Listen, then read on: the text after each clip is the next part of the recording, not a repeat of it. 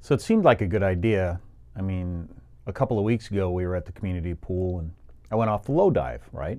My kids were there and they were kind of impressed. And your dad can do the diving board. I said, I'm going to do the high dive next time. No, Dad. No. So we were back at the pool the other day and I thought, I'm going to do the high dive. I'm the head lifeguard here at Municipal Pools, and I saw something I still can't believe. I actually took off my swim shirt for the high dive. Like, I really don't know why a grown man would ever wear a swim shirt. Kind of thankful nobody was there with a cell phone. But It just doesn't make sense. So I was waiting in line at the high dive and this 7-year-old says to me, it looks a lot higher when you get up there. 7-year-old told me that.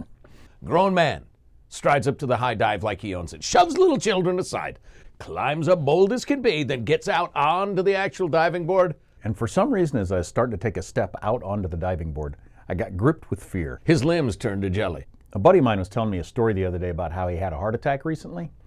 And my heart started racing and I thought, what if between the fear and the water being cold and everything like that, and maybe I belly flop a little bit, I have a heart attack and die in the pool. I get out onto the edge of the diving board, and you know, it's a little wobbly, you're bouncing up and down like this a little bit. And I was so scared. You could clearly see urine running down his leg off the side of the board into the pool. Just really a pitiful display. My hands were shaking and sweaty and I could barely breathe. And so I yelled over at the high school girl with the whistle over on the stand, the lifeguard. I said, is it okay if I get back down? Can you do that? She said, yeah, you could do that, except I couldn't hardly move. So I had to just shuffle around on the board like this and then walk with tiny steps back off. Then he climbed down the ladder, tail between legs, and went to wherever he lived. I mean, I don't know how you can do such a thing and still walk around with some sort of pride in the town that you live in. The little children, the same ones he shoved aside, jeering at him, throwing rocks. With my kids looking at me with really disgust and embarrassment and wondering why they had to have me for a dad. And to have it happen in front of his kids too. Because I couldn't do the high dive. I heard all the kids crying. I heard all the women gasping. But I was not going to get out of line. It was my turn to get chicken nachos.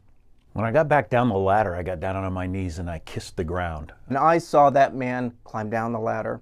I knew he could not show his face ever again in his home. I'd never been so thankful to be back on earth again.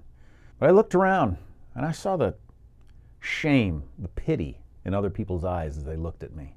The shame.